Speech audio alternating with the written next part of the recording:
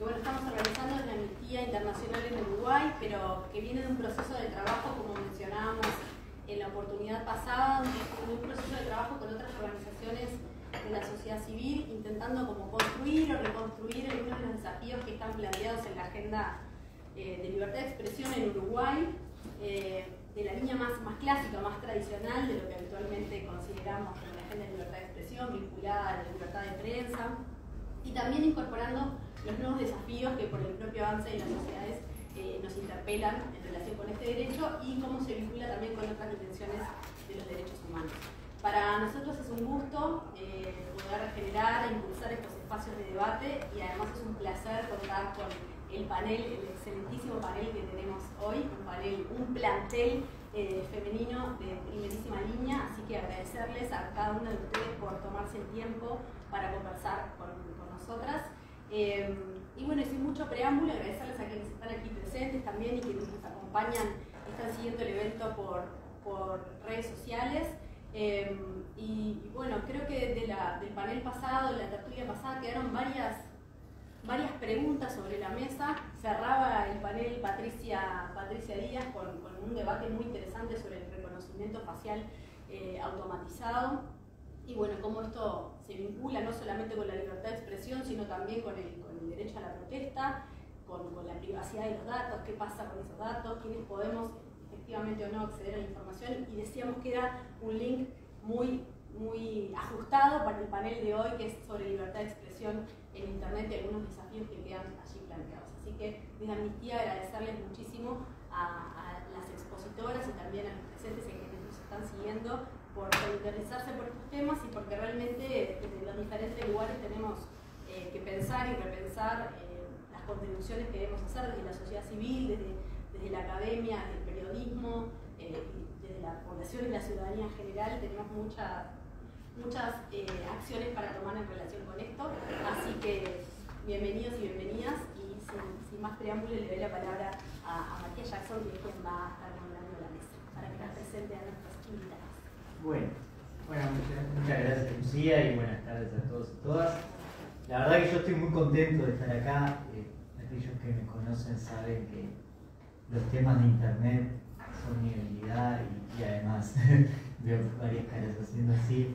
Y además me acompaña un Dream Team de mujeres que además me pone mucho más contento de tener a estas compañeras, colegas de diferentes ámbitos y con diferentes especialidades acompañándome aquí en el panel. Me acompañan, empezando por la izquierda, Ana Brian. Ana Brian es abogada, es egresada de la Universidad de la República y es nada menos que la relatora especial para Naciones Unidas en el derecho de la privacidad. Un orgullo para el país. También tenemos a Victoria Gadea, que es licenciada en Ciencia Política, máster en Administración Pública, y además es analista política en No Toquen Nada. Quizá muchos la conozcan de allí. Gracias, Victoria. También me acompaña Ana Laura Pérez. Ana Laura es periodista, es gerenta de innovación en el diario El País, y también quizás la conozcan porque últimamente es objeto de un debate por ahí. Y Bárbara Muraciole. Bárbara es abogada y es experta en temas de derecho y privacidad y docente en la Facultad de Derecho.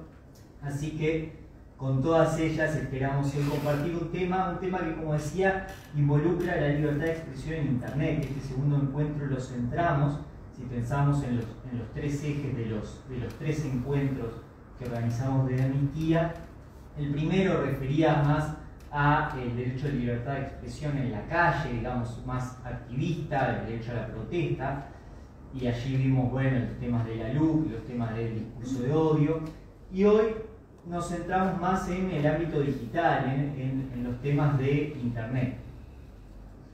Y quizá uno podría pensar, bueno, pero Internet, ¿por qué sería un tema para la libertad de expresión? Si nos vamos un poco a la historia de Internet, pensamos en la década de los 90, la primera década del 2000, Internet era el sueño de la libertad de expresión, era la herramienta que iba a democratizar el conocimiento, era la autopista que iba a conectarnos a todos y todas, y Sin embargo, ese sueño, ese ideal, ¿qué pasó? ¿No? Hasta el 2010, más o menos, 2011, con la primavera árabe, Internet era la gran promesa, la gran solución a todos los problemas que teníamos. Y llegamos al 2019 con una declaración de la Relatoría Especial para la Libertad de Expresión diciendo: Internet es un gran desafío para la próxima década en la libertad de expresión. Y en esa declaración de la Relatoría, que la semana pasada nos acompañó Edison Lanza, ex relator de la libertad de expresión, se decía, bueno, hay muchos desafíos. Tenemos temas de la seguridad de los periodistas en línea, tenemos temas de las fake news, tenemos temas de la vigilancia estatal o privada, el uso de los datos. Bueno, todos esos desafíos es lo que señalaba la Relatoría. Fíjense, 10 años de esa primavera árabe, incluso un poco menos. Entonces, para brindar un poco de contexto en todo esto y cómo se relaciona esto que señalaba justamente la Relatoría respecto al derecho a la privacidad y la libertad de expresión, y enganchándolo con la última participación de Patricia en el panel pasado, me gustaría invitar a Ana. Ana, contanos un poco cómo se relaciona este derecho a la privacidad con la libertad de expresión y cómo lo están encarando los países, las grandes empresas. ¿Cómo no? Con mucho gusto. No nos oyen allá. Estamos en línea. Bien, ok. Estamos en audio. Bueno, primero que nada quería agradecerles la oportunidad de estar acá con ustedes hoy compartiendo algunas ideas. Y luego, bueno, traje a colación algunas reflexiones que les voy a contar a continuación. Mi idea es hablar sobre la libertad de expresión en Internet desde la óptica de la privacidad y de la protección de datos personales, como podrían imaginarse. Pero bueno, entonces, en primer lugar, quería decirles que el derecho a la libertad de expresión, al igual que el derecho a la privacidad y la protección de datos personales, posee la calidad de derechos humanos fundamentales, lo cual es un estatus jurídico de especial protección.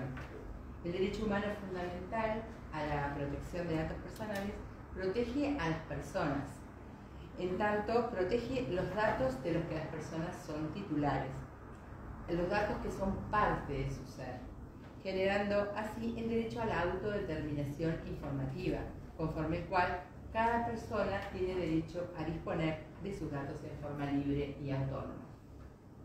La libertad de expresión, por su parte, implica la libertad de pensamiento, de investigación, de expresión, de difusión del pensamiento por cualquier medio. Se vincula asimismo con la libertad de conciencia y de religión, con la libertad de asociación y de reunión pacífica. Es una herramienta indispensable para garantizar el ejercicio de otros derechos civiles y políticos, económicos, sociales, culturales y ambientales, que es de la esencia de los sistemas democráticos de gobierno. La privacidad, por su parte, habilita otros derechos, como lo son el derecho a la libertad de pensamiento, a la libertad de información, a la dignidad, a la libre expresión, y podría continuar. Es un habilitador por excelencia. Ambos derechos operan transversalmente en distintas esferas de la vida en sociedad y nos ayudan a calibrar el estado democrático de los pueblos. No se contradicen. Cada uno tiene una esfera de acción diferente del otro. Es que ningún derecho es absoluto. Ambos coexisten con otros derechos y bienes constitucionalmente relevantes, pues en un Estado democrático no hay un derecho que se imponga frente a otro en sentido abstracto, sino que muchas veces en el análisis práctico de las diferentes situaciones que se plantean se puede ver una cierta limpidez. En dichas ocasiones, la resolución habrá de darse según el caso concreto a analizar, teniendo en consideración principios de ponderación que constituyen estándares universalmente aceptados, a saber, idoneidad, en tanto análisis de la relación de causalidad de medio a fin, necesidad, que implica el examen de otros medios alternativos para solucionar la cuestión planteada, que están disponibles y que sean adecuados, procurando la menor cantidad posible de efectos adversos.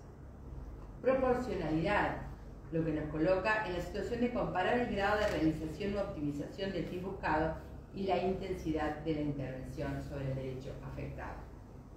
El reciente caso de la Corte Suprema de la Nación Argentina, fallo de Ligri contra Google, que posiblemente lo vieron, es muy reciente, se plantea la contradicción entre ambos derechos fundamentales a la privacidad y a la libertad de expresión en tales términos, dándose preponderancia en el caso a la libertad de expresión por sobre la protección de datos personales.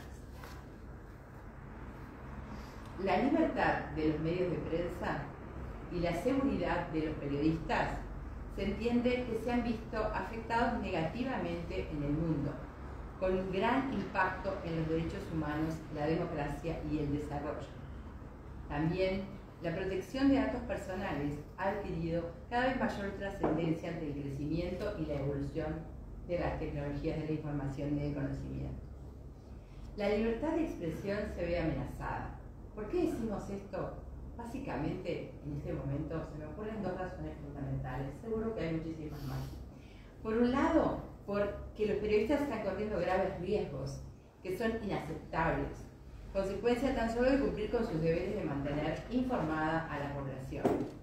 Ponen en riesgo sus vidas, las de sus familias, sus bienes, con la finalidad de mantener un grado de información adecuado. Pensemos en el caso de Yamal Khashoggi en el consulado saudita de Estambul en 2018, o en el caso de Samuel Paty, profesor francés que fue asesinado luego de dar una clase en que procuraba trabajar el concepto de libertad de expresión con la caricatura del profeta Mahoma extraída de Charlie Hebdo en 2020. La privacidad también está involucrada. Pensemos en el caso Pegasus, el software que está teniendo mucha ascendencia en algunos países, en el cual se ve en riesgo la privacidad de muchos ciudadanos por estar en contacto con determinadas esferas del poder. Todas estas son amenazas contra la libertad de expresión, que el ciudadano normalmente no percibe como tales. En general, pasan totalmente desapercibidas para el ciudadano común. Así, también podemos mencionar el proceso que siguió el ataque a las Torres Gemelas el 11 de septiembre de 2001, que vino a contraponer seguridad nacional con terrorismo. Seguridad nacional también con privacidad. Era una época en la cual los ciudadanos preguntados por sus datos personales no tenían óbice en decir cuáles eran los datos que son más íntimos o más privados de su persona. Decían, no tengo nada que ocultar. Eso cambió. En ese momento se generó un falso antagonismo conceptual entre privacidad y seguridad, que opuso dos derechos humanos fundamentales que en realidad deberían manejarse con un mayor grado de autonomía uno del otro. La democracia, por otra parte, presupone la existencia de derechos como lo son el derecho a la privacidad y a la protección de datos personales, que tienen que ser tutelados y efectivizados. ¿Qué queremos decir? Que no basta con que exista un grado de existencia virtual de la protección, con que la ley diga que debe ser protegido. No. Es necesario que existan instrumentos jurídicos que hagan posible y efectivo el derecho en forma administrativa y en forma judicial. En temas ligados con las tecnologías de la información y de las comunicaciones, los periodistas y los medios de prensa entran a jugar un rol preponderante, pues han de colaborar en pos de la educación y de la concientización en estos temas. En temas de riesgos, que muchas veces constituyen también ataques a la privacidad. Así, en tal sentido, el periodismo pasa a tener un papel cada vez más importante en su rol de defensa de la democracia, como lo tiene la libertad de expresión y el derecho a la privacidad y a la protección de datos personales. Estamos, como mencionaba Matías, en una época de fake news. Las fake news dominan el mundo. Estas noticias falsas pueden ser rápidamente transmitidas mediante sistemas algorítmicos que tienen la potencialidad de crear un muy alto grado de desinformación, lo que es un riesgo para la humanidad toda. Así, por ejemplo, en el marco de la emergencia global que produjo la pandemia del COVID-19, se produjeron sucesivas alertas referentes a la reproducción de noticias falsas y rumores. Ustedes seguramente los recordarán. Esta abundancia de información, también seguramente recuerden, lo que provoca es desinformación. En su momento se sostenía que esa desinformación era un elemento en el que había que luchar tanto como luchar contra el virus. Ahora bien, el riesgo mayor se constituye cuando llegamos al punto de enfrentar la polarización de la sociedad. ¿A qué me refiero? A un fenómeno que se produce como consecuencia de que cada usuario de Internet va recibiendo las noticias que son acordes con su perfil. Por ejemplo, acordes con su perfil político. Es el caso de lo que sucedió cuando el asalto al Congreso en Estados Unidos de Norteamérica en enero del 2021. Todos estos procesos disruptivos nos muestran que nos encontramos en un proceso de cambio, de transformación social, que debemos asumir como tal, dando espacio a los cambios que nos plantean las distintas herramientas tecnológicas como la inteligencia artificial o el uso de las redes sociales, pero a la vez debemos ser conscientes de los numerosos riesgos que éstas traen consigo, aprender a asumirlos y a enfrentarlos. Muchas gracias. Gracias, Ana, y la verdad que ni que lo hubiéramos planeado, porque todo lo que nombraste me parece que ordena mucho la discusión y además me da el pie perfecto sobre los tres temas que me gustaría profundizar con Victoria, Ana y Bárbara. Nombraste moderación de contenido, nombraste polarización y nombraste derecho al olvido con el caso de Negri en Argentina, lo cual nos da el pie perfecto para las tres.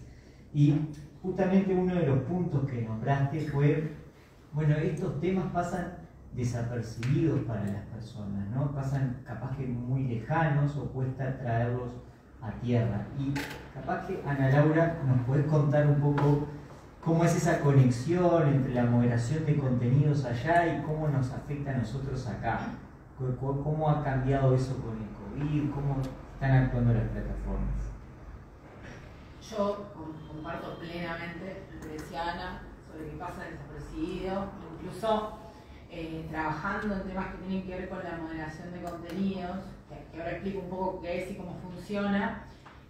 Una cosa, con periodistas de varios países de Latinoamérica, una cosa que descubrí o que confirmé es que incluso los creadores de contenido y los periodistas no tienen claridad sobre cómo funcionan los procesos de moderación de contenido, los límites que eso implica al contenido que pueden producir, circular y hacer llegar en redes. Hay todavía una idea de cómo funciona Internet que se parece más a esa Internet de la que vos hablabas, Matías, del inicio de Internet, que si alguna vez existió, es clarísimo que no existe más, donde todos podíamos estar como en pie de igualdad.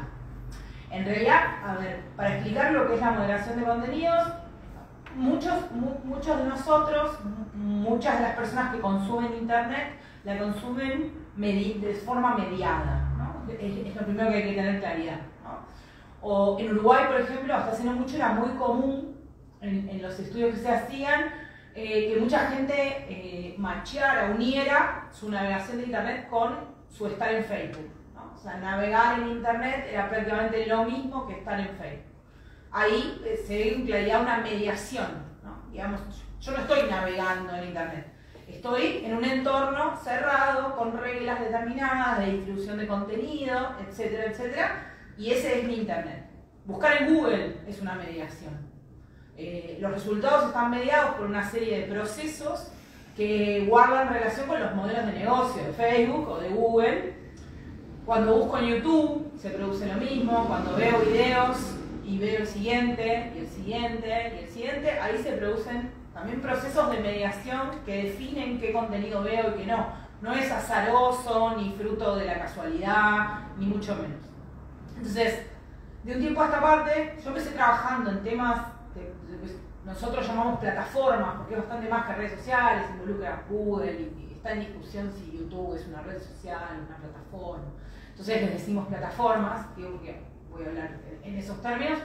Empecé trabajando en cómo funcionan las plataformas entré por la ventana de la desinformación. O sea, hace unos 10 años empecé a trabajar investigando temas que tenían que ver con la desinformación. En Uruguay se hablaba muy poco de eso. Digamos que creo que empezamos a perder la inocencia a partir de las elecciones en Estados Unidos que ganó Trump. Ahí empezó como a ponerse sobre la mesa la discusión sobre que determinadas cosas estaban pasando en las plataformas que no eran tan inocentes, digamos, o tan casuales. Y entré por esa puerta, o por esa ventana. Después, de un tiempo a esta parte, hace unos 2 años, empecé a investigar lo que tiene que ver con la moderación de contenido. La moderación es lo que ocurre, son una serie de procesos. Primero, reglas, ¿no? Todas las plataformas que ustedes usan tienen lo que se llaman normas comunitarias, o términos y condiciones, o las dos cosas, ¿no? Que ustedes aceptan, los lean o no los lean, los revisen o no los revisen, los entiendan o no los entiendan, los aceptan, y que asumimos esa, no sé, para que lo explique mejor ahora si tiene ganas, pero que asumimos que porque estén escritas las tenemos que cumplir aun cuando contradigan la legislación del país donde vivimos, o impongan reglas de comportamiento, o ir a tribunales en otros países cuando nosotros escribimos contenido en con una persona que está también en y un larguísimo etcétera. Primero eso, ¿no? La moderación de contenidos implica la aceptación de una serie de reglas que indican lo que podemos hacer y lo que no podemos hacer en las distintas plataformas donde generamos, consumimos o comentamos contenido. En segundo lugar, hay una serie de procesos que, como en muchas otras cosas, hay alguien que tiene que tratar de hacer cumplir esas reglas, ¿no? Que se dedica a hacer cumplir esas reglas, que regula esos ambientes. Hubo varios intentos, fallidos algunos, otros no, desde hace muchos años. Hay 2 modelos digamos, de policía de la moderación de contenido. Uno son sistemas automatizados, los que aprenden con inteligencia artificial y van entendiendo, más o menos, lo que se puede y lo que no se puede, y equipos humanos. Cada uno de esos 2 lógicas está atravesada por innumerables problemas en lo que es la inteligencia artificial, los algoritmos y los sistemas de moderación con inteligencia artificial. Los principales problemas, por nombrar algunos, tienen que ver con la incapacidad aún de esas tecnologías para entender el contexto, ¿no? Estos habrán visto estos memes, si la inteligencia artificial entendiera este chiste. Bueno, para detectar si un contenido, por ejemplo, está definido dentro de lo que se puede entender dentro de una plataforma como discurso de odio, hay que tener la capacidad de entender si eso es un chiste o no, si efectivamente configura la definición de discurso de odio. Se necesita contexto del país, de la realidad de lo que está ocurriendo, de las partes involucradas, etcétera, etcétera, etcétera. Por ahora la inteligencia artificial ha tenido muchos más fracasos que éxitos en esas detecciones. Ese sería como el principal problema en lo que tiene que ver con la inteligencia artificial. En lo que tiene que ver con los equipos humanos, hay una larga lista de temas. Una es, en general, las grandes plataformas han subcontratado, tercerizado los equipos de moderación. Hay múltiples denuncias y enormes investigaciones llevadas adelante por periodistas de todas partes del mundo que muestran que los equipos humanos que se dedican a la moderación no solo no están capacitados ni preparados, sino que trabajan más horas de las que deberían, en condiciones infrahumanas, en muchos casos, no tienen prácticamente descansos y un larguísimo etcétera. En montones de países del mundo hay una barrera grande que tiene que ver con el idioma, de nuevo el contexto pesa mucho. También hay investigaciones periodísticas que han mostrado, porque hay muy poca transparencia de las plataformas en cómo se trabaja este proceso, y hay 2 caminos por los cuales nos hemos enterado: las investigaciones de periodistas, luego reconocidas por las plataformas, y la filtración de Frances Haugen, que fue conocida como la soplona, que reunió una serie de documentos internos donde también se ven algunas de estas cuestiones. Vuelvo a esto, no hay una barrera que tiene que ver con lo idiomático y con lo contextual. Gran parte de los moderadores, ahora las plataformas, han ido trabajando en mejorar eso. De nuevo, como la transparencia no es tanta, no tenemos claridad sobre cuánto han trabajado en eso, pero la gran mayoría de los moderadores están en Estados Unidos, hablan inglés, entienden el contexto de los debates políticos, ideológicos, étnicos, raciales, sociales de Estados Unidos, Canadá, Europa, ¿sí? Se ocupan de esas zonas. Volvemos, que es como que las plataformas en realidad plantean un mundo nuevo, pero básicamente arrastraron los problemas históricos, ¿no? Las periferias son periferias en la moderación de contenido y los centros son centros en la moderación de contenido. Después, una lectura de que, por ejemplo, es lo mismo cualquier árabe, cualquier idioma árabe, cualquier manera dialectal de hablar el árabe, o sea que se contratan equipos en un país que habla árabe para moderar contenidos en otro país que habla árabe. Lo mismo pasa con el español en montones de países.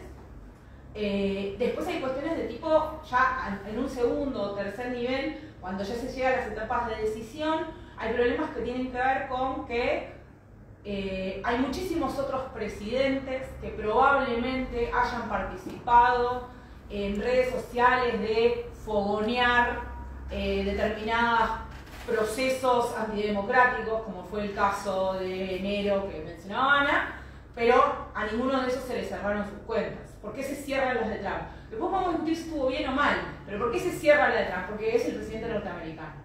Porque esas plataformas están ubicadas en Estados Unidos y la presión que reciben para tomar decisiones de moderación muchas veces tiene mucho que ver con los países donde esos episodios ocurren, ¿no? Filipinas, por ejemplo, es un país donde, que tiene una de las mayores tasas de uso de Facebook del mundo, cantidad de minutos por persona, y una de las mayores tasas de descenso de la vacunación en la población en los últimos años. Hay varias investigaciones que intentan probar que hay una relación entre esos dos fenómenos en la circulación de desinformación respecto de las vacunas, pero no se ha tratado el tema de la misma manera, ¿sí? Después mercados como Brasil o como India se les presta más atención por su volumen, por su peso, etc. Entonces ahí también hay un problema a nivel de la moderación de contenidos que es importante. Y yo diría que hay un problema, y vuelvo al principio, que tiene que ver con que muchos de nosotros no percibimos que eso es un problema. Y muchas veces en Latinoamérica es una cosa que pasa muy claramente. Nos desaparece algo que publicamos, nos desaparece un contenido que creamos o un comentario que hacemos en un contenido de tercero y nos resignamos. No tenemos claridad sobre, no se nos explica, la mayoría de las veces el mensaje que recibimos en las plataformas no es explícito respecto de cuáles fueron las razones de la eliminación de ese contenido. No es explícito en los procesos de apelación que existen, porque deben existir, pero es todo muy vidrioso y complejo para navegar. Y además, nosotros mismos no somos conscientes que tenemos derecho de avanzar sobre eso cuando sentimos que se han lesionado esos derechos. En Latinoamérica, por ejemplo, YouTube no suele considerar de la misma manera, por ejemplo, muchos medios en Latinoamérica, en particular en países pequeños, medios audiovisuales, les son bajados sus contenidos por violaciones a derechos de autor, que perfectamente podrían ser consideradas uso justo. Pero lo que pasa es que como está en países pequeños, donde YouTube no tiene oficina, donde no tenés con quién hablar, ese contenido desaparece. Ni hablemos de si estamos hablando de grandes medios de países pequeños, ni hablemos si sos un pequeño periodista que tiene un medio independiente en un país pequeño, o sea, ahí ya no existe. Esto me ha pasado haciendo capacitaciones con periodistas que como que descubren en ese proceso que no necesariamente tienen que aceptar la eliminación de esos contenidos. Además, hay tratamiento diferencial, que también estuvo oculto durante mucho tiempo, en particular en Meta, propietaria de Facebook, Instagram, WhatsApp y ainda más, tenían un sistema que se llama crosscheck, que era como una especie de lista de personas VIP que podían publicar contenido que iba contra las normas comunitarias muchas veces, y solo por el hecho de ser consideradas, y muchas de esas veces, por no decir todas, porque no me gusta decir todas, tenía mucho que ver con el negocio que esas personas significaban para la plataforma, el hecho de ser consideradas de forma diferencial. Tenían procesos diferenciales, o sea, no eran revisados por este grupo de humanos, digamos, que no tenían mucha capacitación, sino que eran considerados por un más alto nivel y luego incluso por ejecutivos. Ejemplo paradigmático de esos episodios es el caso del futbolista brasileño Neymar, que fue denunciado por una mujer por haberla violado, y él publicó videos de ella desnuda, teniendo relaciones sexuales todo lo cual contraviene, pero con total claridad, ¿no? Porque hay otros casos más grises, ¿no? Porque lo otro es que muchas de las normas de moderación de contenido son blancas, cristianas y occidentales, ¿no? O sea, quiero decir, el peso de la desnudez es muy fuerte, los pezones se pueden mostrar si son de varón, si son de mujer no se pueden mostrar, ¿no? Y hay una lectura de ciertas cuestiones del decoro, el buen comportamiento, que tiene que ver con esa cultura y que soslaya la existencia de otras culturas donde la desnudez no ocupa ese lugar o donde hay otras cosas como las armas que sí generan mucho más ruido y de repente no se censura eso, etc. Entonces, en el caso de Neymar, esos videos estuvieron muchas horas publicados porque él estaba en crosscheck y hubo que hacer una serie de revisiones. Finalmente los videos fueron eliminados, pero realmente el daño que recibió esta persona fue muy grande, ¿no? Y a partir de esos episodios y la publicación de nuevo, hecha por investigaciones de periodistas, en este momento Meta está revisando el sistema de crosscheck, viendo si sería justo o no sería justo que hubiera gente que tuviera una categoría distinta y sobre todo revisando quiénes tienen derecho a tener una categoría distinta y quiénes no, en función de qué. Entonces, de nuevo, hay muy poca transparencia en lo que es la moderación de contenido. Sin duda es importante también entender que no se puede hacer cualquier cosa, que hay que cuidar los entornos. Durante la pandemia, como me preguntaba Matías, y con esto termino, aumentó muchísimo la moderación de lo que se conoce como discurso de odio, justamente porque no hay transparencia de eso. No sabemos si ese aumento exponencial de la eliminación de contenidos con la etiqueta discurso de odio se debe a que efectivamente se dio un crecimiento del discurso de odio durante la pandemia, que es una de las hipótesis, o si se debió a un aumento muy grande de la moderación automatizada por sobre la moderación humana, debido a que como la moderación de contenido implica acceso a sistemas muy delicados, no se puede hacer remoto y a la gente la enviaron a sus casas y aumentó muchísimo la moderación automatizada. El único caso donde la empresa reconoce que efectivamente la moderación automatizada tuvo un impacto en el aumento es YouTube. Google efectivamente reconoció y dijo que prefería equivocarse al alta, digamos, en el falso positivo que en el falso negativo. Pero Meta no ha dado esa información.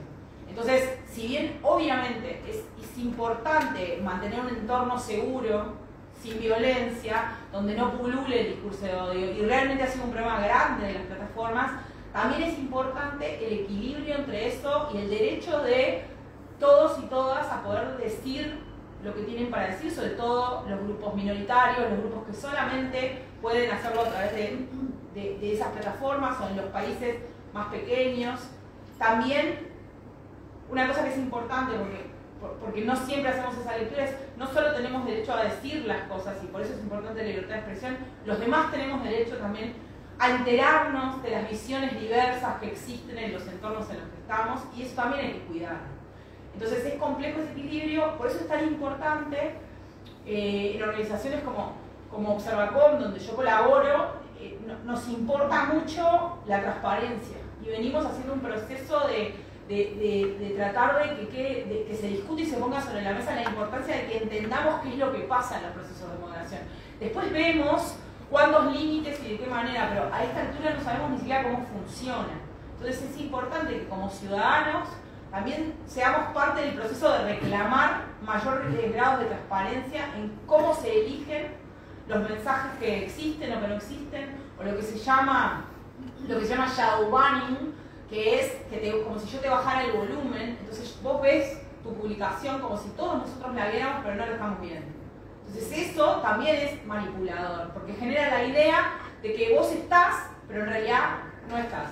Porque una cosa que cambió es que, porque se habla mucho de, bueno, ahora todos podemos hacer contenido con un celular y un selfie palo y una transmisión en vivo. Eso es cierto, pero ahora en este momento hay un monopolio de la distribución. La distribución está en manos de un oligopolio de 2 o 3 empresas internacionales que definen cuánto te suben o te bajan el volumen y cuántos de nosotros vemos lo que vos producís. Y eso también es moderación de contenido. Bueno, era un poco, perdón si me extendí, pero era un poco esa la idea de lo que quería contar. Muchas gracias. Buenísimo, Ana, buenísimo. Creo que una bomba de información. Bueno. A ver, un par de ideas que me parece súper interesante de lo que decía Ana Laura, y yo estaba anotando, bueno, esto de la moderación blanca, cristiana y conservadora, me gustó mucho ese concepto, y cómo tendríamos como un deber ciudadano, que creo que lo podemos hacer extensivo a las organizaciones de la sociedad civil, de saber cómo se gobiernan estos espacios intermediados, ¿no? De qué reglas son las que aplican, y creo que hacia ahí deberíamos apuntar, y por eso es muy bueno también lo que realiza Observacom respecto a exigir esa transparencia, exigir más información y a partir de eso tomar decisiones que como democracia resultan relevantes. Y otra de las ideas que también Ana Laura decía era, bueno, no se puede hacer cualquier cosa. Y ahí me interesaría que Vicky nos contara un poco sobre cómo nos comportamos en la red. Esto de no se puede hacer cualquier cosa. ¿Cómo es el proceso de civilización, corregirme, Vicky, o incivilidad? Sí, o civismo en bueno, redes? Antes que nada, muchas gracias por la invitación. Estoy más que contenta porque además estoy en mi casa de estudios, así que me siento como volviendo a la adolescencia, porque se sentir joven en la invitación nuevamente. Así que eso siempre me alegra particularmente. Y además por compartir esta mesa, por supuesto, que me quedo muy contenta además de tener un panel tan femenino en tiempos donde escasean tanto los paneles femeninos, o donde escasean las mujeres en los espacios en general. Y en temas relacionados con tecnología. Con tecnología además, sobre todo, sí, bueno, nosotras todas trabajamos en temas vinculados con tecnología y es bastante difícil a veces estar en algunos espacios. Incluso creo que el único comentario que recibió esta publicación era porque había un panel en libertad de expresión solo compuesto por mujeres.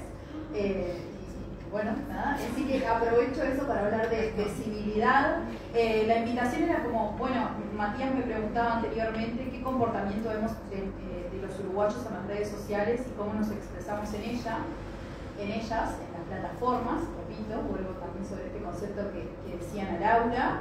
Y muchas veces se repite, sobre todo en los medios de comunicación, que los uruguayos estamos más polarizados, que esa polarización de alguna manera es una demostración de que también estamos muy violentos, y hay una fuerte vinculación de esa polarización con el efecto de las redes sociales o el efecto de las plataformas sobre nuestra vida. Y en realidad esta visión que se tiene y demás no tiene mucha evidencia empírica que lo pueda demostrar, por lo menos no por lo pronto y por lo menos no en Uruguay, que nos diga que efectivamente puede haber un fenómeno causal entre estas dos cosas, entre la existencia de las plataformas y que nosotros estamos realmente más polarizados o somos más violentos.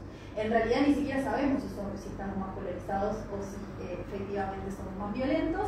Sí podemos tener algunos indicadores internacionales más vinculados con el latinobarómetro y demás que hablan a veces de polarización del discurso, pero es bastante difícil poderlo contrastar con el pasado, porque si bien hoy podemos medir algunos aspectos del discurso público gracias también a las plataformas y a que tenemos acceso a ciertas conversaciones, es muy difícil acceder a las conversaciones del pasado porque no teníamos registro de todas ellas. Entonces es bastante complicado afirmar esto y capaz que soy la persona que viene como a poner casi todo en duda, ¿no? Porque es muy difícil poder decir que efectivamente hay una causalidad, más allá de que pueda existir una correlación, si es que detectáramos efectivamente que estamos más polarizados.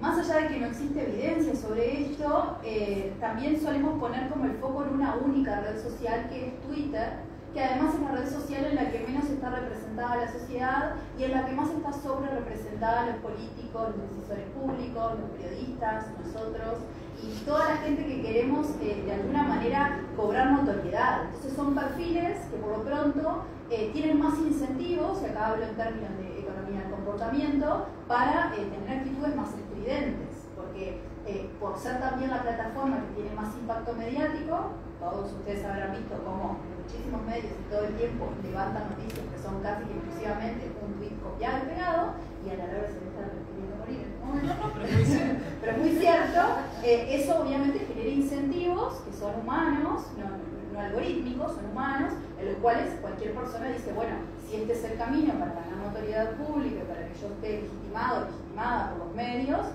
voy a llevar mi perfil a este nivel de estridencia para que los medios me levanten y así ganar generar notoriedad y volverme un actor relevante. Entonces, nada, el evaluar también la polarización del discurso público a través de una única red social donde, repito, está menos del 30% de la población uruguaya y de los que están activos no llegan al 20%, o sea, las cuentas que efectivamente están activas son aún menores, y donde además están sobre representados un conjunto de actores que capaz que desbordan vanidad y ego y desean tener muchísima presencia pública, obviamente van a ir en este camino. Pero bueno, Matías preguntaba un poco qué es esto de la invisibilidad, y en la literatura se trabaja un concepto que es este, que es la invisibilidad. Yo había empezado mi doctorado y lo abandoné, pero tenía que ver con esto, donde en realidad ya no se habla de violencia en sí mismo, sino que se toma este concepto de invisibilidad, donde lo que se trata de medir o lo que se trata de poder indagar es todas aquellas acciones que puedan ir contra el civismo. O sea, que ahí van desde el insulto directo hacia una persona hasta la descalificación del otro de manera pública, porque también hay una gran diferencia que a veces no tenemos en cuenta, que es que todos en algún momento de nuestra vida descalificamos a alguien, y el que diga que no, está mintiendo, pero muchas veces lo hacemos en el ámbito de lo privado. Entonces, en el ámbito de lo privado es muy distinto este comportamiento, ¿no? Porque si otro no se entera, esa descalificación seguramente lo daña, es simplemente un comentario que podemos hacer en el plano de lo íntimo. Mientras que cuando lo hacemos en redes sociales, muchas veces no tenemos en cuenta que ese comentario, obviamente, es de mayor acceso o de acceso casi público, en los casos en los que efectivamente ese tweet o ese posteo se muestra, hacia el otro, y sí genera un daño que puede tener un efecto cívico sobre los demás. Entonces, hay muchos estudios que trabajan estos temas. En Uruguay, lamentablemente, no hay ningún estudio que trabaje la incivilidad pública en las plataformas y cómo medirlas, y si efectivamente los uruguayos y las uruguayas son más inciviles con respecto a algunos temas, con respecto a algunas minorías o con respecto a algunas plataformas. Pero para traer algo de claridad sobre esto, para decir, bueno, ¿qué pasa con la incivilidad en el mundo? En el mundo, y voy a ir a Chile porque me parece que es un ejemplo muy cercano, para no traer un ejemplo como lejanísimo nuestro. En la última elección, una investigadora, que acabo de olvidar su nombre, y bueno, espero que esté bien vivo, estudió la incivilidad sobre todo en los foros de noticias, en los comentarios debajo de las noticias, que es un lugar muy particular porque además ahí las personas muchas veces gozan de la anonimización de su perfil, ¿no? O sea, uno se puede poner un nombre, un seudónimo, y no es Vicky Gadea la que está hablando, sino que es un seudónimo que está hablando. Incluso hay personas que tienen un comportamiento tan incivil que manejan más de una cuenta solamente por deporte para poder difamar o poder expresar más odio o incivilidad hacia el otro o hacia la otra. Y bueno, este estudio de Chile, que lo que hace es estudiar distintos medios y los comentarios debajo de las noticias durante el periodo de campaña exclusivamente, y toman distintos medios también con la intención de ver, bueno, distintas líneas editoriales, qué es lo que pasa allí, encuentran que, entre otras cosas, la población chilena que habla en estas plataformas, ¿no? Que también es muy particular, ¿no? O sea, que se toma el trabajo de ir a comentar una noticia y a veces tienen muchas conversaciones. Encontraron, entre otras cosas, que todas las noticias que nombraron a una mujer como protagonista, por ejemplo, tenían más o menos casi un 30% más de comentarios inciviles que las que no nombraban a políticas mujeres. Y cuando además se nombraba el feminismo como tópico, más allá de si había una mujer o no, la incivilidad aumentaba aún más.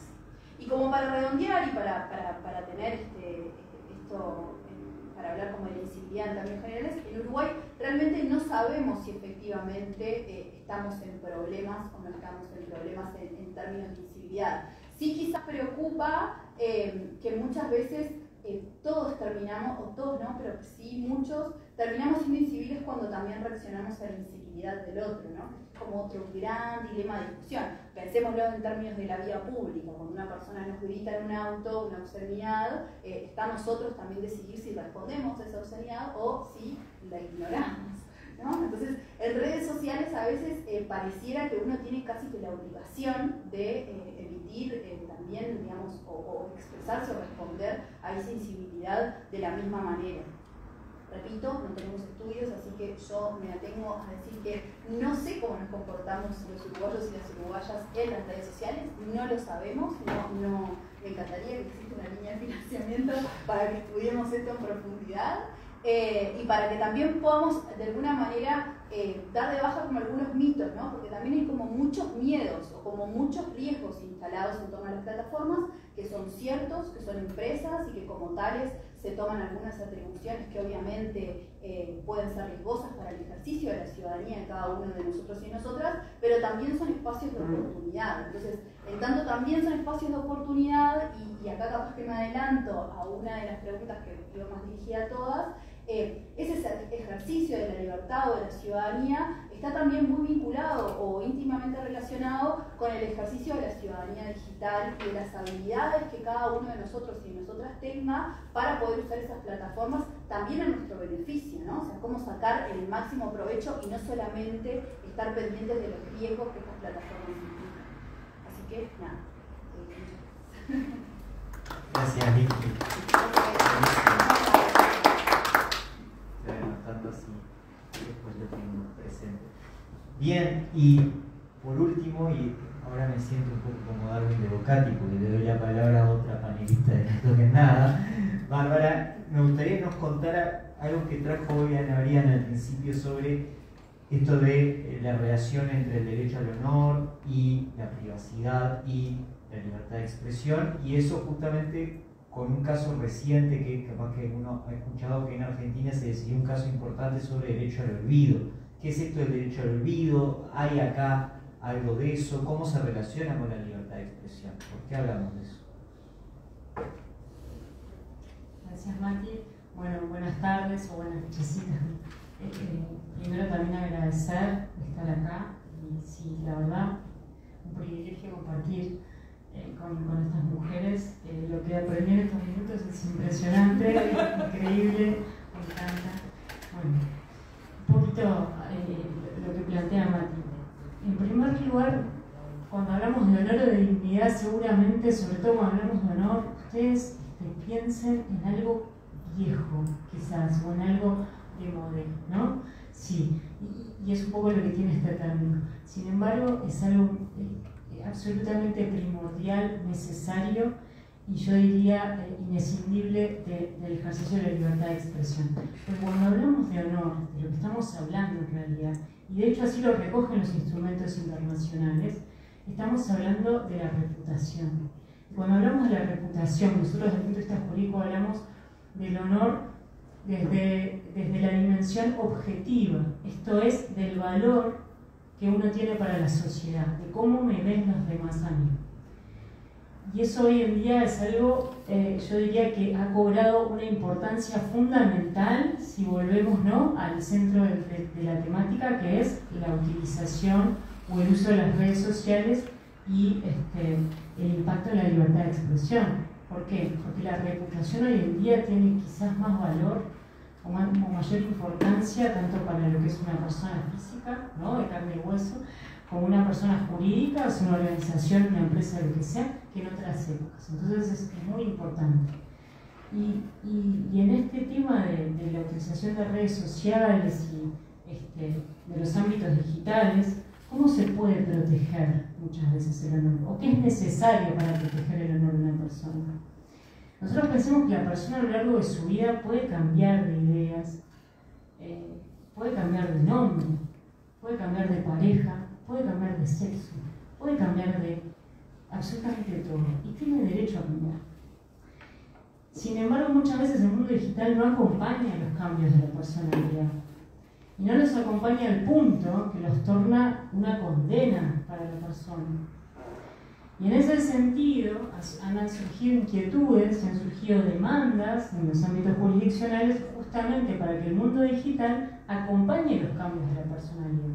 Cambios que tienen que ver conmigo, que tienen que ver con mi privacidad, con mi intimidad, con mi forma de ser, y que en realidad no hacen a mi interés público. Que en realidad a nadie le importa de pronto si yo, que no soy una persona notoria, o que cambio de sexo. ¿Por qué debería estar eso en la palestra pública, ¿no?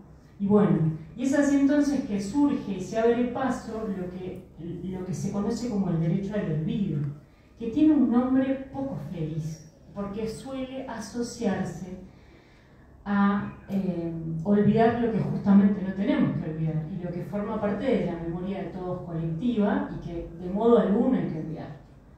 Que en realidad lo que muchas veces se evoca es hacer un pasado a medida, sobre todo de personajes o de momentos históricos muy negros para la humanidad. Sin embargo, el derecho al olvido no tiene nada que ver con eso.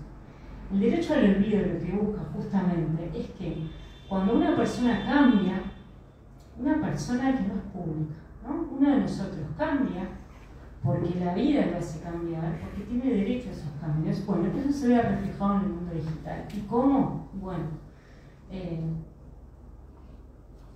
ocultando determinada información, no haciéndola desaparecer, simplemente esa información no sea indexada por los buscadores. No quería utilizar esa palabra, pero ¿a qué refiere? A que esa información no sea relevada por los procesos de búsqueda que hablábamos recién, ¿no? Entonces, un poquito eso significa el derecho al olvido. No tiene que ver con olvidar lo que no tenemos que olvidar, no tiene que ver con borrar lo que no tiene que ser borrado, pero sí tiene que ver con proteger a las personas, a las personalidades y a esos cambios. ¿Y por qué? ¿Por qué? Porque el honor muchas veces necesita, para ser protegido, que esa persona pueda olvidar cuestiones que necesita olvidar. Porque si cambia de sexo es porque realmente está convencida de lo que está haciendo y no está bueno que cada vez que googleemos su nombre o que busquemos información digital nos surja que en algún momento no fue lo que hoy es y tiene derecho a ser y es su elección. Entonces eso es un poquito lo que yo quería traerles respecto del derecho al olvido desde el punto de vista conceptual. Un espantoso nombre, pero que sin embargo en realidad lo que busca es proteger el honor. El honor no lo sientan más, o por lo menos quiero tratar de que no lo sientan más como algo viejo, sino que el honor lo sientan justamente como el valor que la sociedad tiene en mí, porque en realidad eso es el honor, ¿no? El que yo tengo respecto de mí mismo, eso es desde el punto de vista subjetivo, pero el objetivo, que es el que estamos buscando proteger, es esto. Es lo que todos piensan o el valor que tienen en mí. Ahora, ¿qué es lo que está pasando con este derecho al olvido? Este derecho al olvido, desde el punto de vista normativo, tiene una consagración en Europa. En Europa ha sido plasmado en los textos y ha sido, a mi juicio, muy bien plasmado, porque justamente lo que recoge es esto, la posibilidad de una persona de que se elimine cierta información y si no se puede eliminar, se le indica a los buscadores que no la desindexen, depende de la solución que se adopte o que se pueda adoptar, porque tengamos presente algo. Es muy difícil eliminar algo que una vez se sube a la web, ¿no? Muy difícil, yo me atrevería a decir hoy en día imposible. ¿Por qué? Podemos indicar que el sitio o el lugar de la plataforma, qué sé yo, lo elimine, pero no podemos evitar ni asegurar que alguna persona, nosotros mismos, lo hayamos captado y en el día de mañana lo volvamos a subir. Entonces, desde el punto de vista teórico es posible, desde el punto de vista práctico nadie podría hoy asegurarlo. Entonces, a veces la solución no es eliminar, sino que es justamente desindexar, porque uno de los problemas que tenemos hoy en día, y que fue recién muy bien puesto de manifiesto, para nosotros Internet, en realidad no es Internet, para nosotros Internet son determinadas empresas que nos prestan servicios a través de los cuales nosotros accedemos a Internet. Por eso es que tenemos tan confundido muchas veces determinados conceptos y eso hace muchísimo la libertad de expresión, porque está muy lejos de ser libre, lo que nosotros entendemos que es Internet. Entonces, lo que vamos a hacer es decirle a esas empresas que median entre nosotros y la web que no releven ese contenido, ¿sí? Entonces, volver un poco al tema. ¿Qué está pasando en el mundo entre el derecho al olvido y la libertad de expresión? Lo que les decía al principio, ¿por qué es fundamental el honor? Porque si yo, para el ejercicio de la libertad de expresión, no puedo concebir la libertad de expresión si yo no protejo el honor. No puede haber una libertad que infrinja o que vaya contra el honor de una persona. Y de hecho así está previsto en los textos, así está previsto en la Convención Interamericana de Derechos Humanos, en el Pacto de Derechos Civiles y Políticos, está previsto que uno de los límites al ejercicio de la libertad de expresión es el respeto a los demás, ¿no? El respeto a la reputación de los demás, de los otros seres humanos, ¿sí? Entonces, de esa forma está previsto.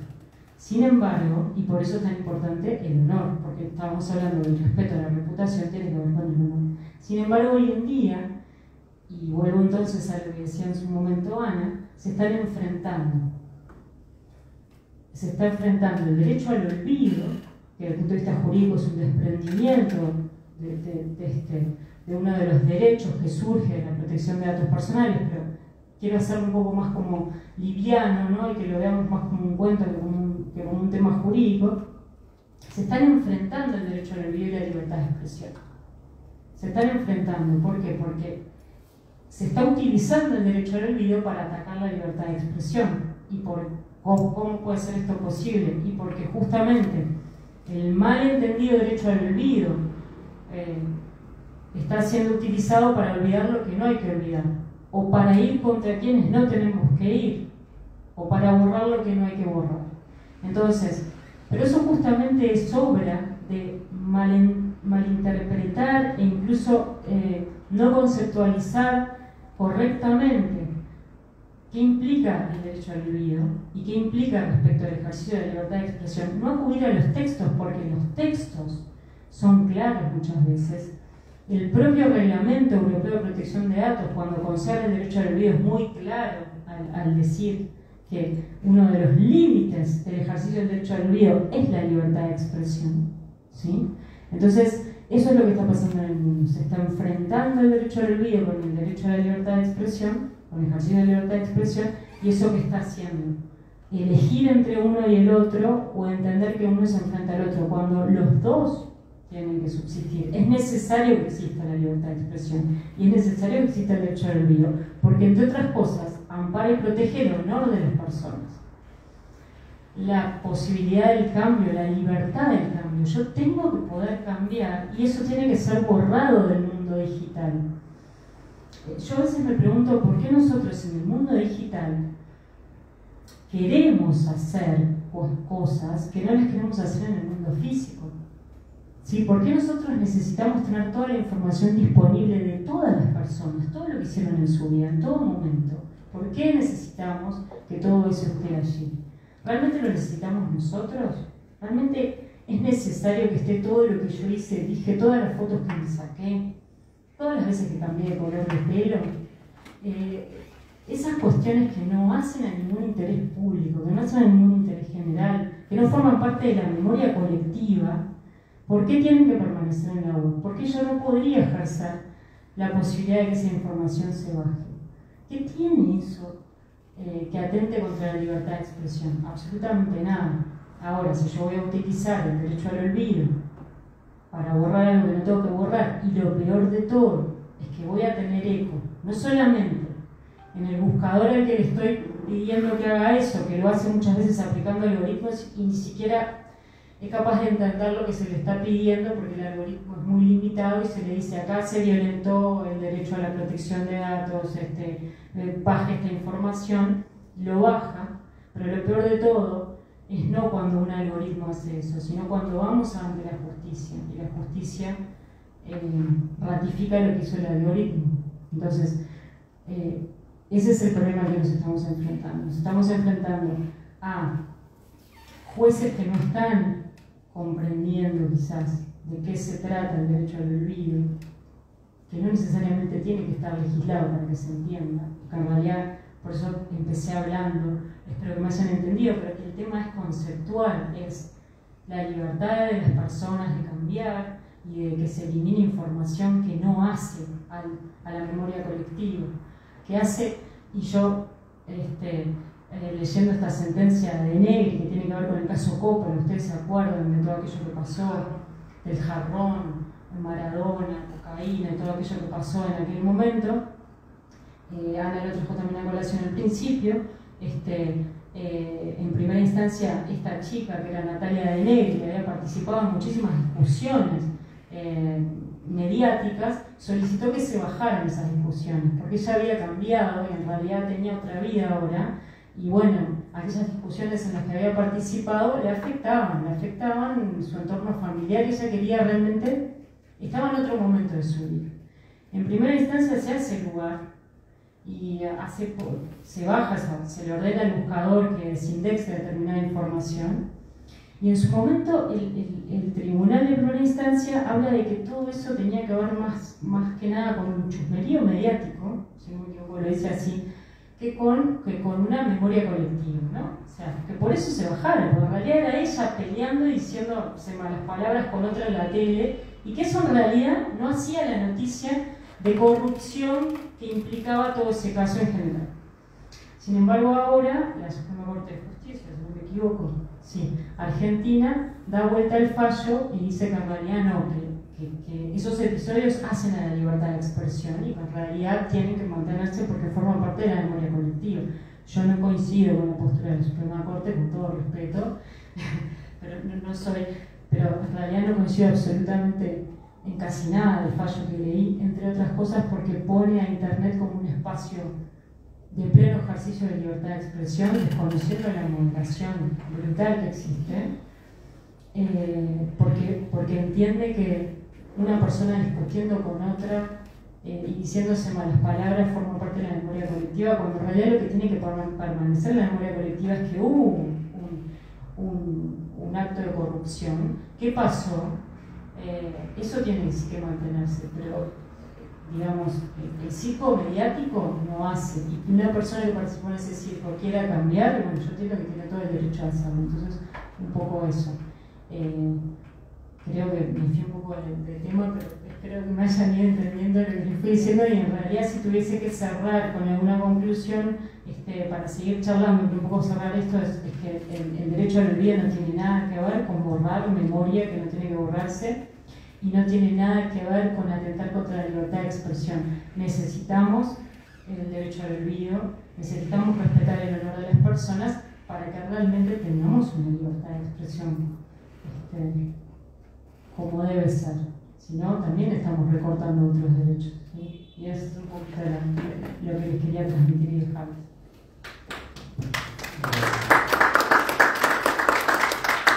Gracias, Barbie. Y bueno, este es un ciclo de tertulias, así que me gustaría abrir la mesa a preguntas, comentarios, consideraciones del público, así lo hacemos más interactivo y también recogemos otros insumos en el tema, que van para hablar mucho cualquiera de los cuatro, ¿no?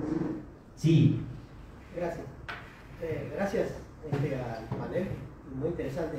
Yo sentí que eran 4 dimensiones de abordaje de un tema que es tan enorme que se hace tremendamente difícil seguir todo eso. Me traía a la memoria un libro que leí hace mucho tiempo, que es de 1997, de un italiano que se llama Giovanni Sartori, que es La sociedad teledirigida. Creo que le voy a tener que volver a releer. Vino a presentarlo, yo fui, tenía 21 años, una cosa así, estaba en la facultad. Fue un libro a mí muy transformador. Sí, es del 97.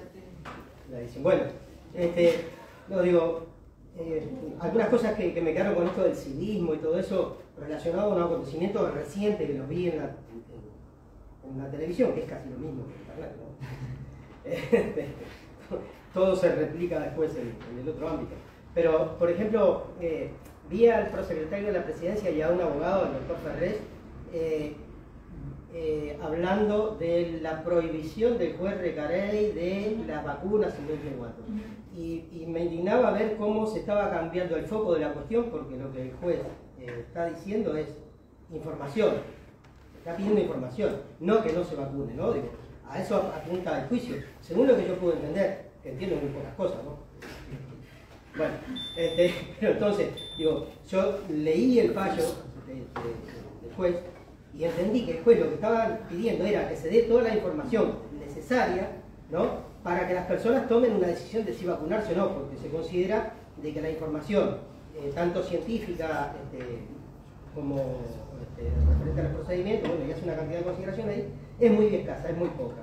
Y entonces, yo creo que lo que tú traías sobre el civismo, me parece que ahí hay como una lesión a ese concepto, ¿no?, desde presentar una falsa oposición, lo que sería una falsa oposición a algo que está planteado en la discusión de la sociedad, una discusión que es bastante más amplia de la que puede haber entre un juez un organismo del Estado, la presidencia, digamos, ¿no?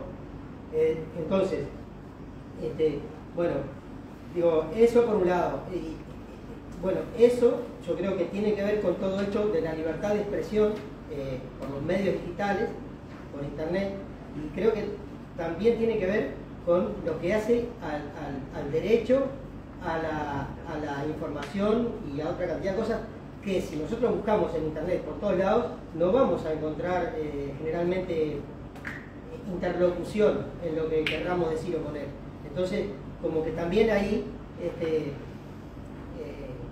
hay algo que hace a la comunicación, no solamente a la información.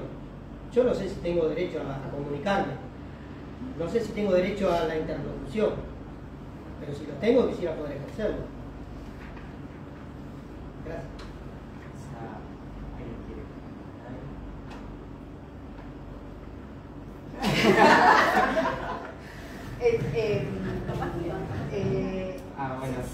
Si tiene que ver con civilidad propiamente dicho, en realidad el concepto de incivilidad refiere mucho más al daño al otro de manera directa y no en este caso, ¿no? En este caso muy puntual, no digo que la incivilidad no sea también abordada en el lugar del ejercicio tiene que ver con el ejercicio de ciudadanía. Yo tengo 2 abogadas acá, 3 abogados, o sea, muchos abogados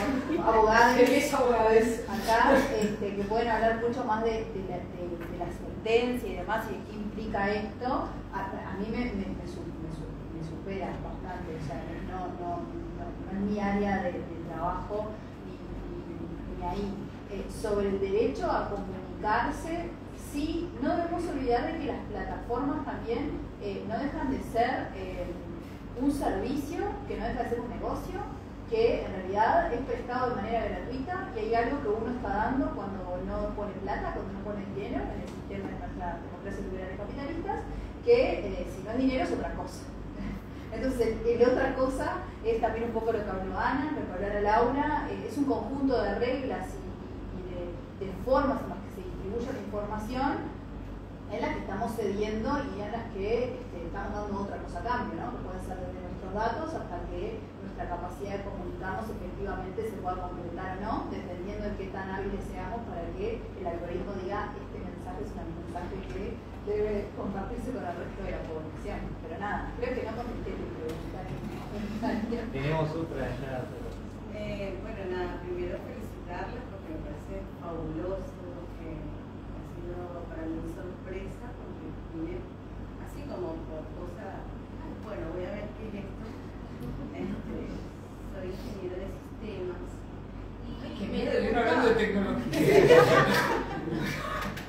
Me pregunta, no, porque me parece sumamente interesante desde la parte, digamos, sabiendo que las redes, la web, digamos, es un instrumento que puede prestarse, que es muy positivo para todos, que nos trajo muchos beneficios y nos sigue dando beneficios, pero que también manipula masas, que también, no sé, genera corrientes de opinión, sabiendo también que si hay algo gratuito a lo que tienes acceso, piensa si en realidad tú eres el producto, ¿no? Esa parte me parece súper, que lo he leído por ahí en alguna parte.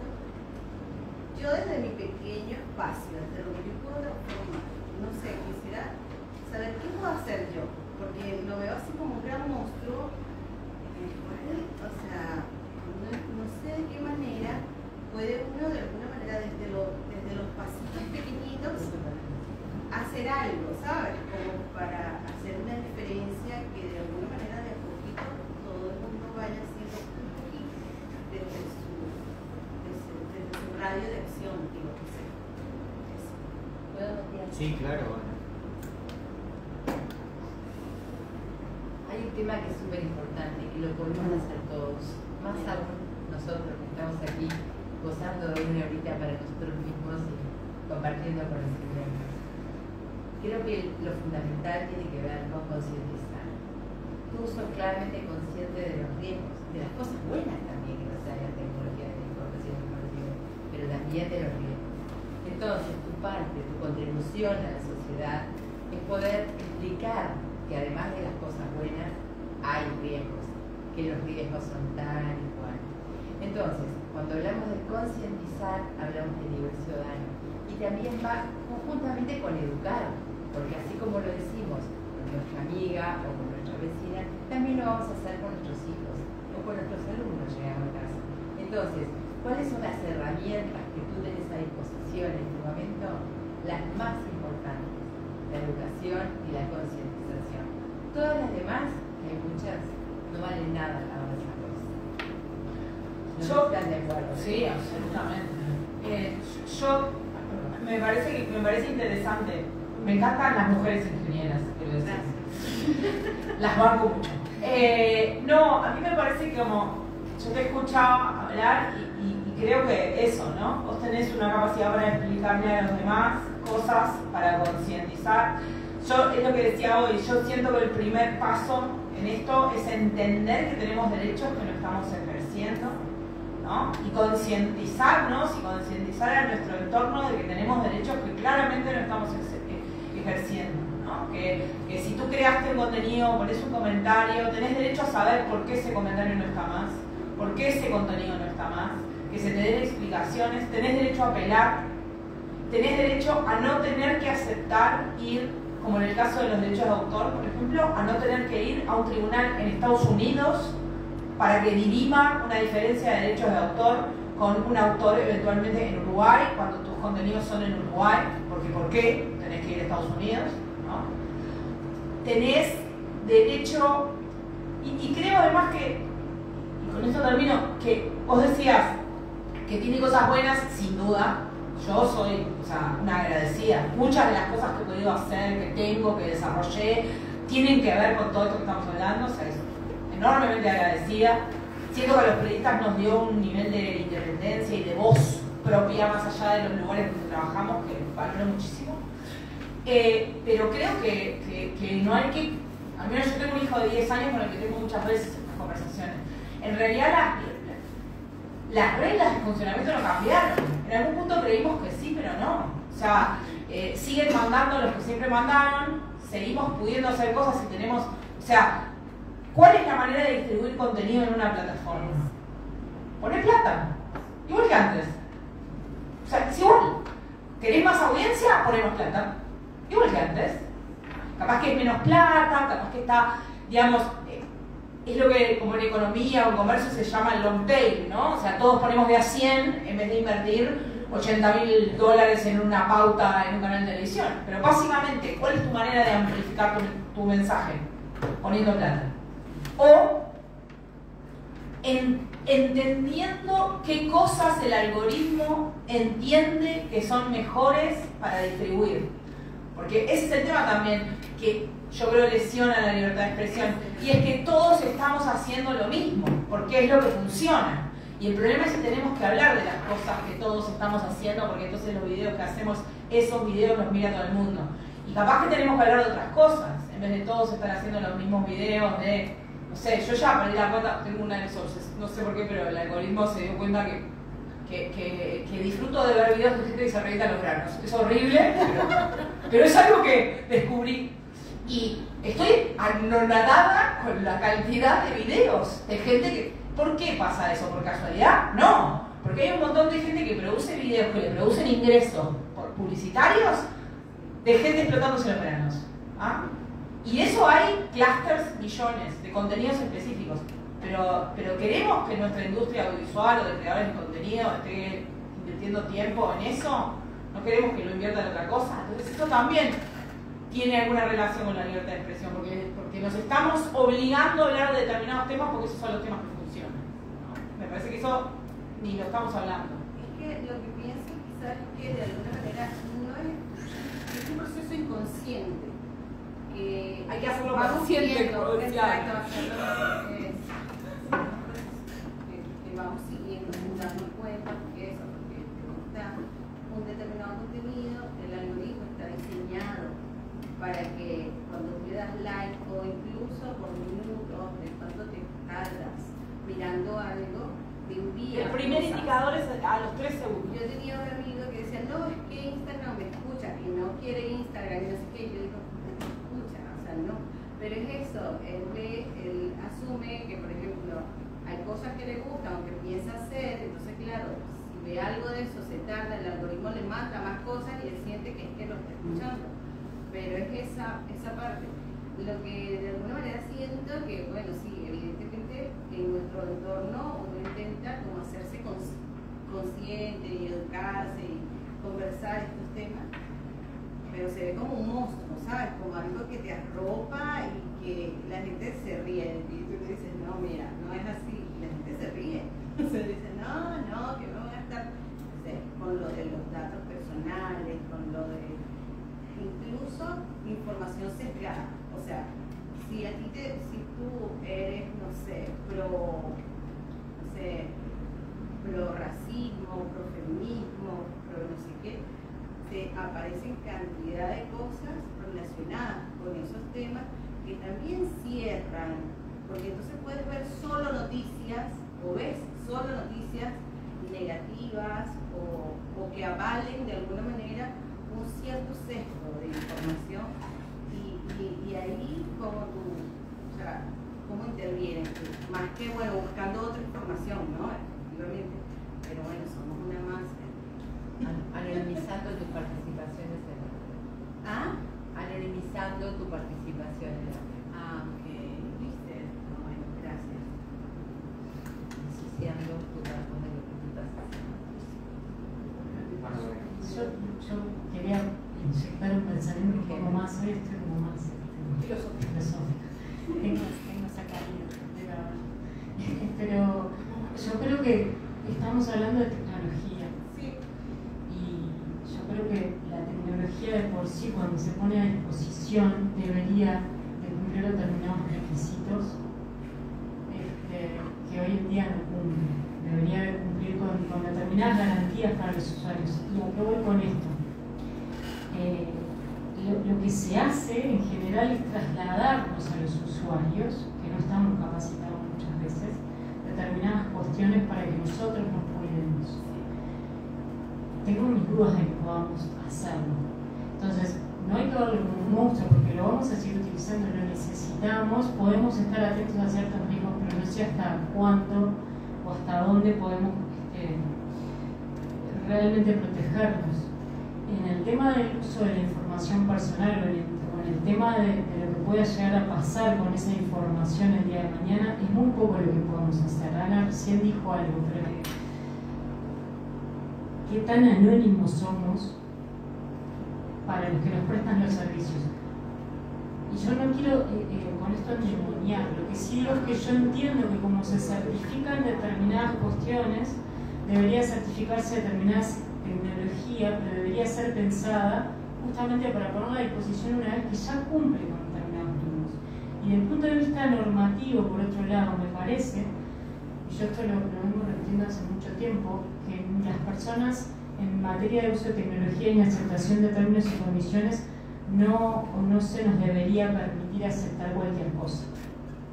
Porque hay determinados límites que tienen que ver incluso con la dignidad, que ya no pueden ser objeto de un consentimiento válido. O sea, para darles un ejemplo, en materia laboral, por ejemplo, uno no puede renunciar,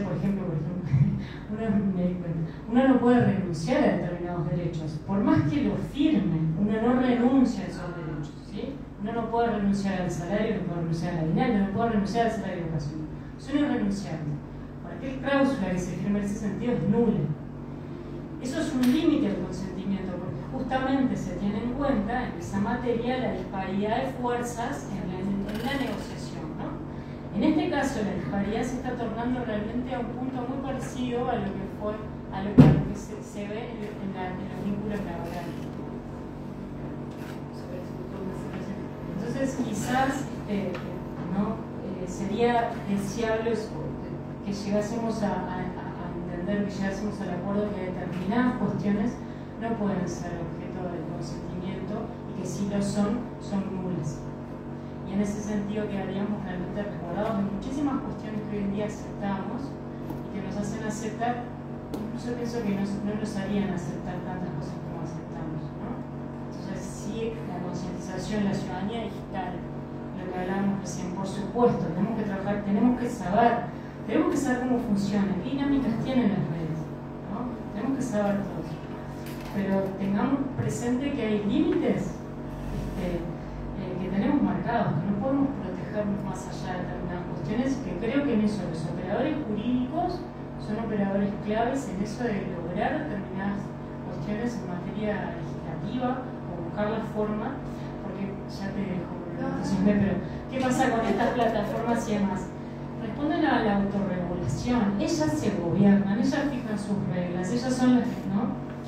Y eso fue un mecanismo que funcionó muy bien en la génesis de toda esta cuestión, pero hoy en día está ya demostrado que bueno, que no, que es desfavorable para los usuarios, es desfavorable para las personas, para los seres humanos, porque tenemos que volver a hablar muchas veces de dignidad, porque exponernos a límites como los que nos estamos exponiendo impacta la dignidad. Entonces, bueno, un poco eso, no, simplemente para reforzar esto que decía Bárbara, cuando hablamos de construcción de ciudadanía y de civismo, no dejamos de lado de que esa construcción de ciudadanía es reglada, ¿no? O sea, en democracia la ciudadanía es reglada y hay un conjunto de obligaciones y de derechos que tenemos y que deben ser garantizados por las instituciones. Entonces, cuando yo hablaba de, bueno, de cómo hacemos para construir esa ciudadanía y la importancia de la educación y demás, no implicaba dejar de lado que obviamente hay un conjunto de excesos que las instituciones no pueden cometer o que no pueden ir contra nuestro ejercicio de la ciudadanía. Simplemente trataba de traer una visión también de cómo hacemos para ejercerla, porque si no, siento a veces que caemos como en este lugar apático de, bueno, no, de lo que decías un poco tú, ¿no? Me dice tu nombre, pero esto de, bueno, ¿qué puedo hacer yo? Porque si en realidad todo queda librado, que en algún momento sea corregido por las instituciones o limitadas estas empresas de alguna forma, es que queda, ¿cuál es mi espacio de acción? Entonces mi espacio de acción muchas veces, quizás obviamente es imposible poder ir contra todo eso, pero también hay un ejercicio en el cual todas las que estamos en esta mesa seguramente nos vemos muy beneficiadas por la tecnología, las tecnologías, todas nosotras bien. Me gusta hacer énfasis que hay que solo ver una vez. Con orgullo me llevo.